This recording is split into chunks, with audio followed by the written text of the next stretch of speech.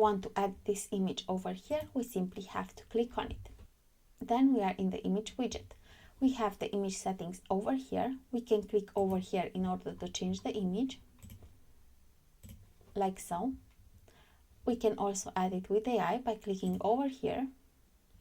We can use those settings to edit the image that we already have, or click over here to generate a new image with a prompt. Then we have image resolution from over here, if we want the caption and if we want a link, like a custom URL. We can paste the link over here.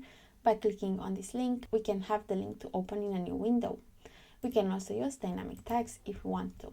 By going to style, we have the alignment options over here, the width, maximum width, and the height. Then we have object fit, like so, and the object position.